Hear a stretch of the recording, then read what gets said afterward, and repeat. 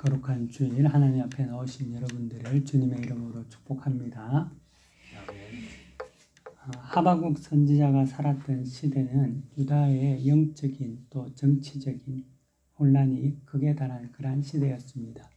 기원전 610년경으로 추정이 됩니다.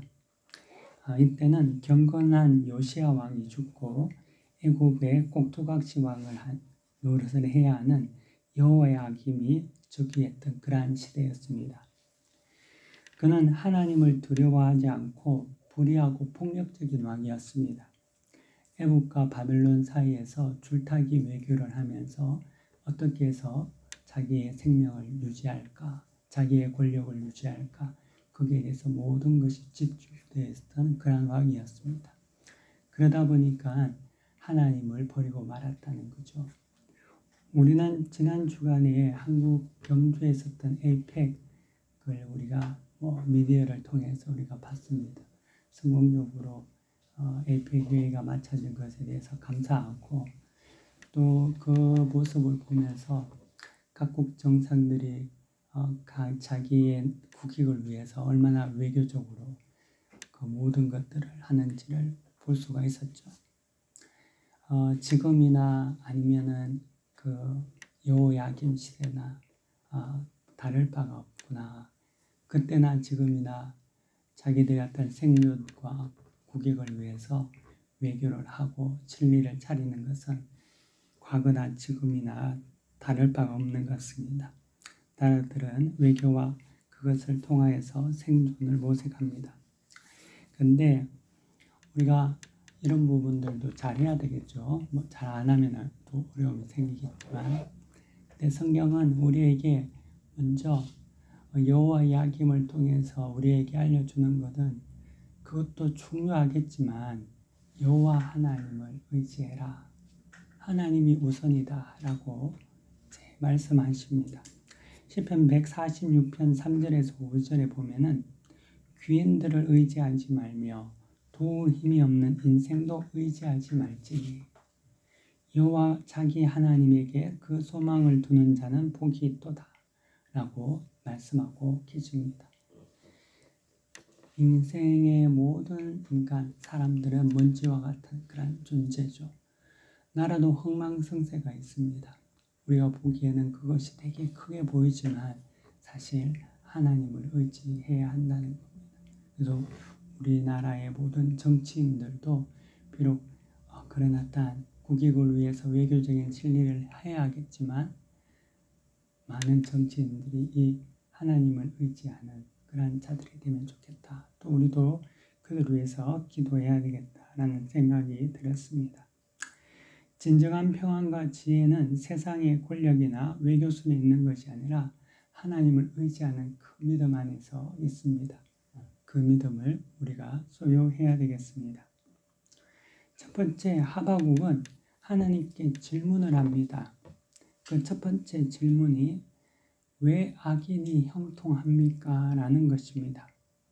하박국 1장 2절에서 4절에 보면은 그 내용들이 이제 나타나는데요. 요시야의 죽음 이후에 유대 사회는 부패와 혼란으로 굉장히 가득 찼습니다. 불법이 만연하고 힘 있는 자들이 약자를 억압하고 의로운 자는 조롱을 받았습니다. 하박국 선지자는 이것을 보면서 참을 수가 없었습니다. 우리 여러분들 성경이 있으시면 하박국 1장 2절에서 4절 우리 한번 찾아보겠습니다.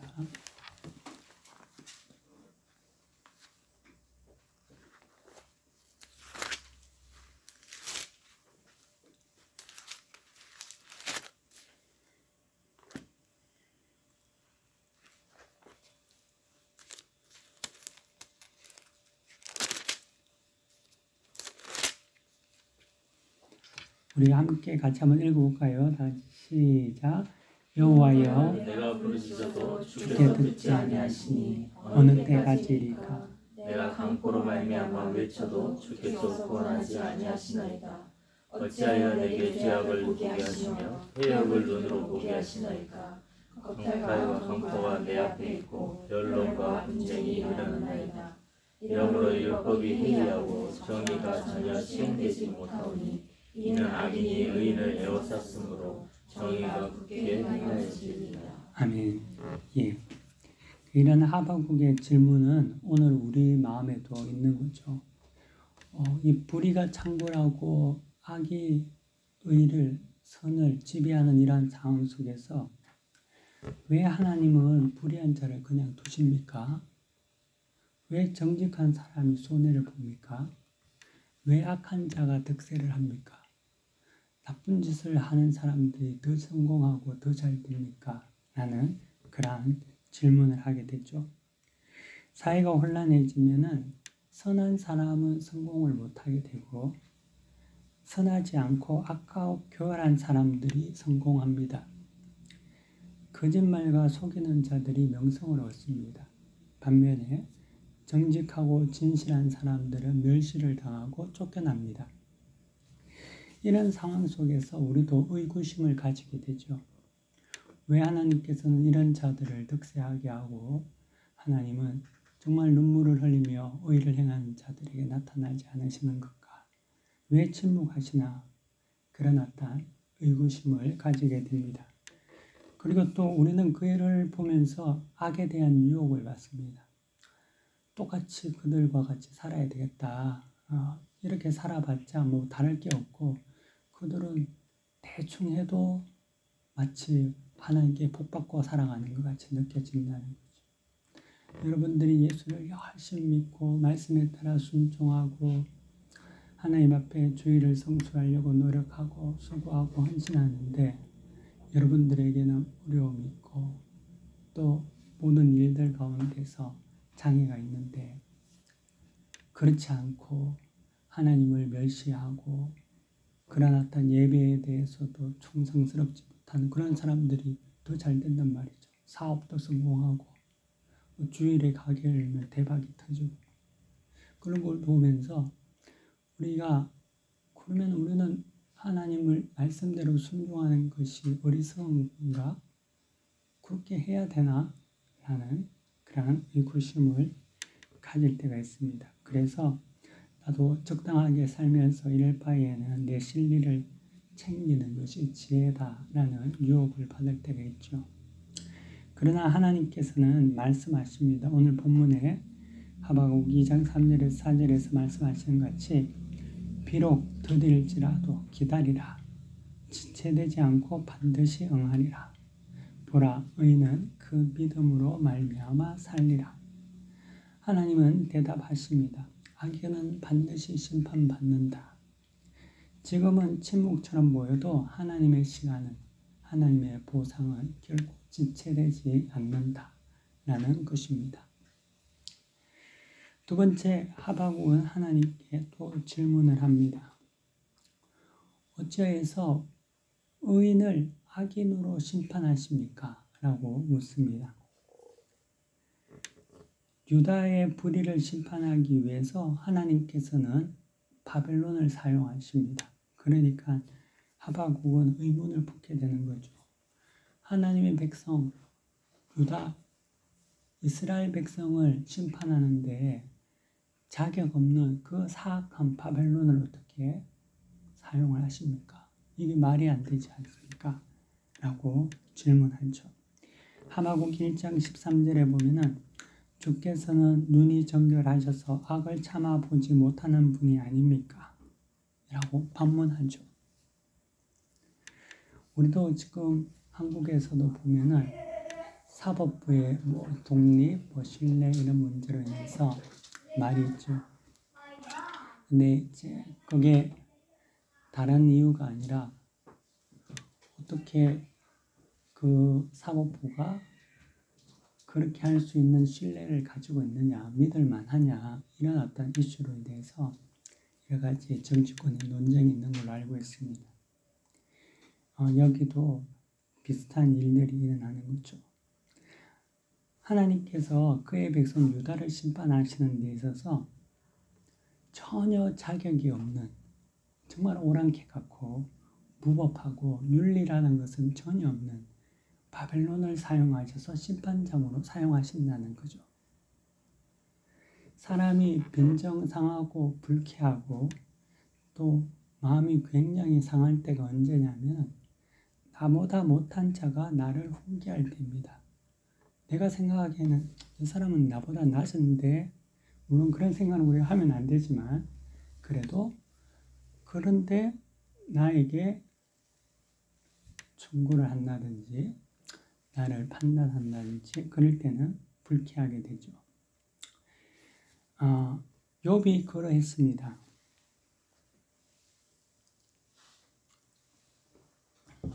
욥기 30장 1절에 보면은요, 욥이 이제 병들어서 너무 고통 가운데 있는데 그때 젊은이들이 그 욥을 보고 막 놀리고 조롱을 하는 거예요. 그러니까 욥이 이런 말을 합니다. 이제는 나보다 젊은 자들이 나를 조롱하는구나. 그들의 아버지는 내가 그들의 양떼를 지키는 개 중에도 두지 아니하였노라. 그러니까 욥이 그들의 그 자기를 놀리는 젊은이의 아버지를 자기가 이제 부하고 아프지 않고 권력을 가지고 모든 것을 누리고 있었을 때는 그 아버지조차 정말 아무것도 아닌 그런 무시할 정도로 그런 어떤 존재라고 느꼈던 그런 사람들의 자녀들조차 지금 자기가 아프고 자기가 이렇게 초라한 인생을 살고 있으니까 와서 욥을 놀린단 말이죠. 그러니까 욥이 너무 마음이 상하는 겁니다. 우리도 그런 상황에 처할 때가 있죠. 나보다 학교 다닐 때 공부 못했던 애가 나보다 더 잘해서 나를 가르치고, 또 나보다 자격이 없는 사람이 나에게 훈계를 합니다. 또 나보다 불의하고 나쁜 사람이 나의 죄에 대해서 왈가불가 이야기를 하면서 지적을 하죠.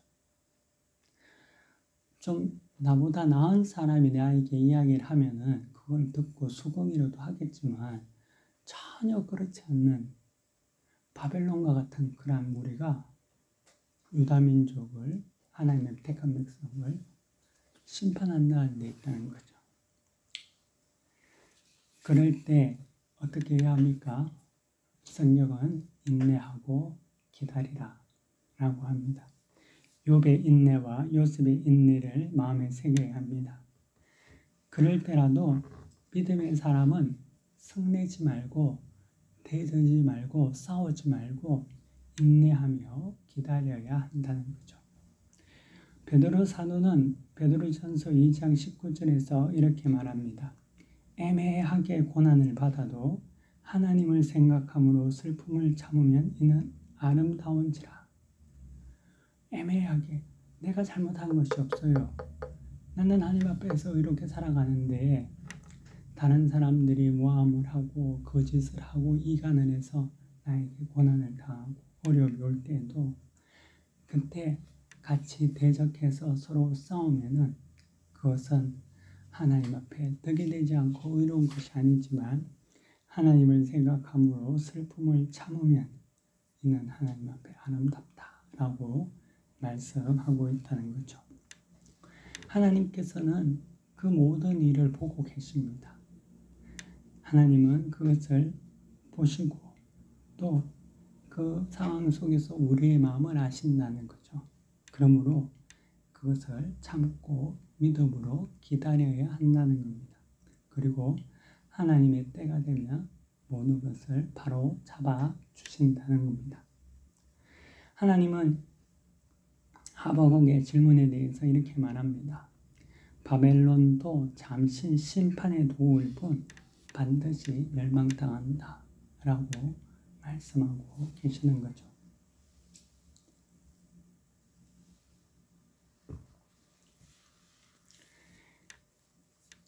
하박국은 이 두 가지 질문을 하나님께 하고 그리고 하나님의 음성을 들은 이후에 심경의 변화를 가지게 됩니다. 그래서 하박국은 하나님을 찬양하게 되죠. 믿음의 눈으로 하나님을 바라보게 되는 거죠. 자신의 질문에 대한 하나님의 응답을 듣고 그는 환경이 아니라 하나님 자신을 바라보는 눈을 가지게 됩니다. 그래서 우리가 잘 아는 하박국 3장 17절, 18절 그 찬양이 나오게 되는 거죠. 우리 한번 다 같이 읽겠습니다. 하박국 3장 17, 18절 시작.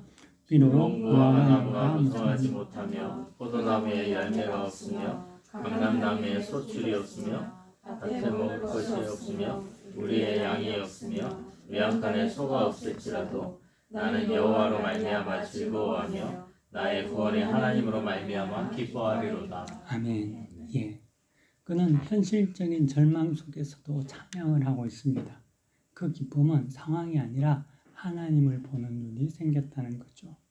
믿음이라는 것은 현실을 무시하는 것이 아니라 그 현실 속에서 하나님을 바라보는 눈을 가진다는 데 있습니다. 현실보다 더 크신 하나님을 볼 수 있는 눈을 가진다는 거죠. 하박국은 이 절망의 자리에서 찬양의 자리로 옮겨갈 수 있었다는 거죠. 그는 하나님의 말씀을 통해서 이제 다가올 바벨론의 무시무시한 심판을 알고 있었습니다. 환란을 알고 있었죠.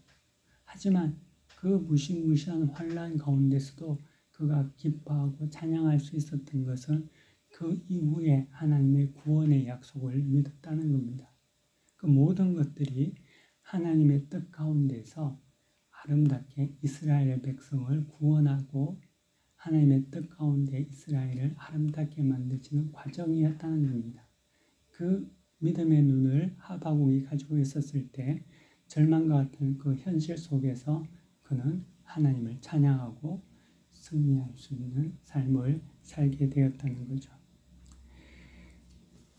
하박국 2장 3절 4절 오늘 본문 말씀에 보면은요. 비록 더딜지라도 기다리라. 지체되지 않고 반드시 응하리라. 너희는 그의 믿음으로 말미암아 살리라. 라고 합니다. 예. 하나님은 반드시 그의 약속을 이루어 가십니다. 어떠한 상황 속에서도 하나님은 그 약속을 지키시는 거죠. 왜냐하면 하나님은 약속을 지키지 못하시지 못한다는 거죠. 하나님은 반드시 약속하시고 또 약속을 지키시는 하나님은 거짓이 없이고 온전한 성이시기 때문에 변개치 않으신다는 거예요. 그렇기 때문에 여러분들이 가지고 있는 하나님의 약속 가운데 하나님은 그 일을 이루시기를 원한다는 거죠. 그래서 그 믿음의 눈으로 여러분들이 한 걸음 한 걸음 승리하며 나아가야 할 줄 믿습니다. 사랑하는 성도 여러분, 비록 더딜지라도 믿음으로 승리를 확신하며 살 준비가 되어 있습니까? 아멘. 예, 그래야 합니다. 악인은 반드시 심판을 받고 의인은 믿음으로 구원을 받습니다. 여러분들이 믿음으로 구원을 받는 것, 믿음으로 하나님의 복을 받는 것. 하박국은 이렇게 말합니다. 주 여호와는 나의 힘이시라. 나의 발을 사슴과 같게 하사 나로 나의 높은 곳에 다니게 하시리로다.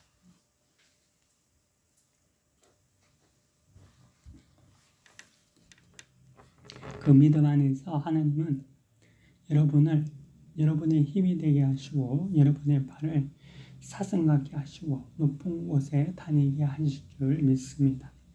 하나님만이 우리의 구원과 기쁨이 되십니다. 믿음으로 기다리고 인내하며 또 현실 속에서 그 현실을 보는 것이 아니라 하나님을 바라보며 찬양할 수 있는 그러한 여러분들이 되시기를 간절히 축원합니다. 이 시간 우리 말씀을 생각하면서 우리 함께 기도하는 시간을 갖도록 하겠습니다.